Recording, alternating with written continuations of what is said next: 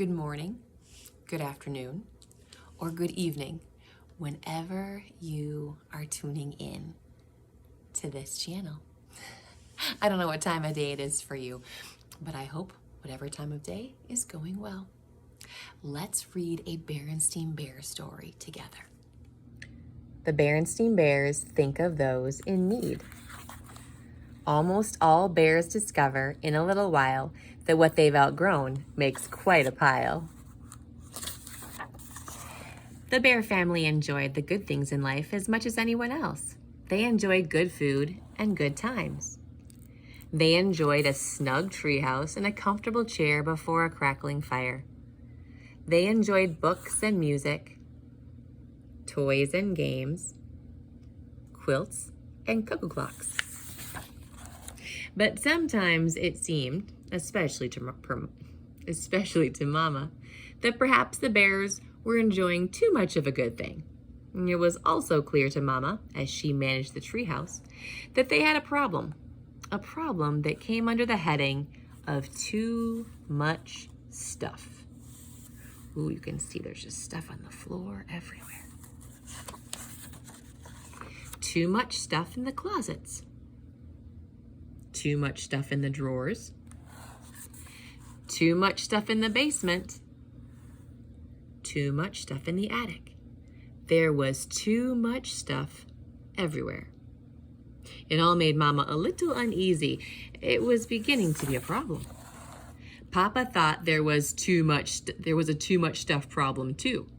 But he was more annoyed than worried. Annoyed about a fast wheels car that brother had left on the stairs, and about a squeaky duck that sister had left in the bathtub. But there was much more on Mama's mind than fast wheel cars and squeaky ducks.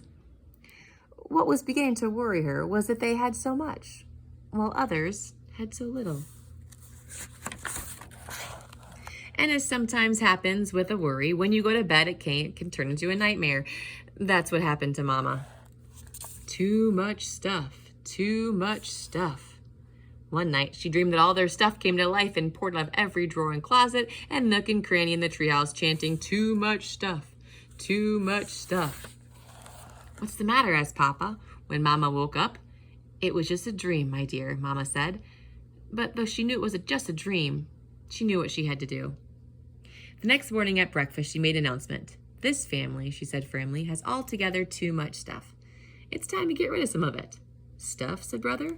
"What sort of stuff?" "Stuff like dolls with no heads," Mama said. "Broken airplanes, old puzzles, games that nobody plays, and fast wheel cars on the stairs and squeaky ducks in the bathtub," chimed in Papa. "Now, wait a minute," protested Sister. "That's all our stuff. What about some of your stuff?" "My stuff," said Papa. "Like what?" "Like your 17 fishing rods," said Brother. "And the zillions of old fishing magazines you have stacked up in the attic," added Sister. "But those are all valuable collectibles," said Papa. Mama groaned. "Look who's groaning," said Papa.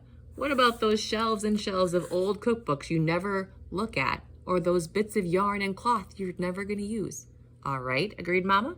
"I guess we all have a lot of things that we don't really need. That's just my point. What should we do with it all?" The bear family thought about it for a moment. "Hey," said Brother, "let's have a yard sale and make a fortune." "Yeah, great idea," agreed Sister and Papa. But that was not what Mama had in mind. She'd been thinking more and more about all those folks who had so little, especially with Christmas coming on. What could the bear family do? Mama already had a plan in mind. First, she had Papa and the cubs go through all their stuff and make 3 piles. One pile were things like old board games and puzzles. In another, all their forgotten but still good toys and sporting goods. And in another, clothes and furniture, extra cookbooks, and unused fishing rods.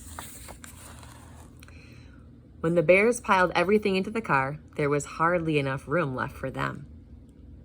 "Where are we going?" asked Sister. "First stop," said Mama, "is the old bear's home."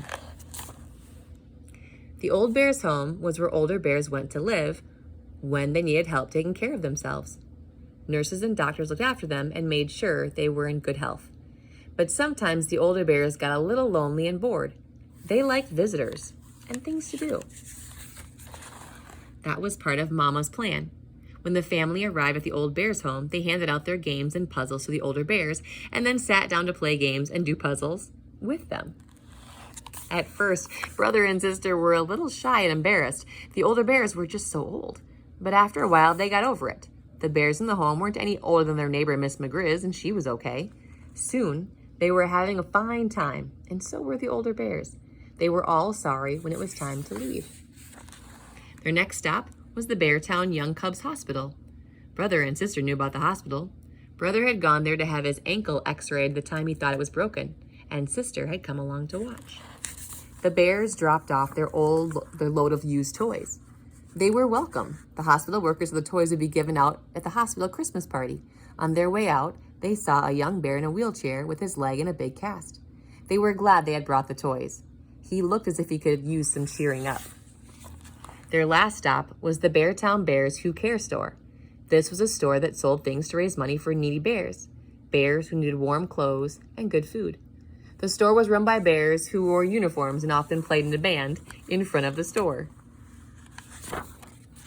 The bears lugged all their old clothes and furniture and stuff into the store. On the way, they stopped to sing a few Christmas carols with the band. There was a big iron pot out on the sidewalk for collecting money for the needy. Papa gave sister $1 to put in it. They headed home with warm feelings about what they had done. As they drove along, they passed the lighted windows of the Beartown department store. They were beautifully decorated for Christmas. There were windows after window of new toys and games, new things for the house, and the very latest thing in fishing poles. But the members of the bear family were so filled with special thoughts about helping others that they hardly noticed the wonderful things in the window. Maybe, except maybe, out of the corner of their eye. All right, now our gold nugget from this story is helping others feels really good on the inside. Can you put your hand over your heart and say it with me? Helping others feels really good on the inside. So perhaps you have a toy that you don't play with anymore, and you could look for a place or a child to give it to who might enjoy it and pass it along. Maybe you, like the bears, just have stuff crammed everywhere, and it might be a good idea for you to go through the stuff and to make a pile of what you don't play with anymore, and then begin to look for where you can take it and donate it to help others. It feels good also to have an organized space and not too much, because if you have too much, you forget what toys you even have, and most of them are not played with. So, as you are going about your business and your life, and if you're playing with your toys, if you come upon some that are like, you know what? I don't need this anymore, or I've outgrown this.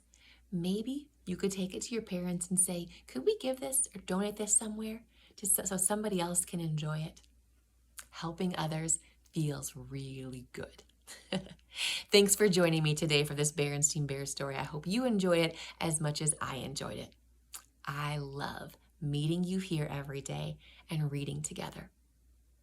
May the rest of your day be a lot of fun and very enjoyable for you.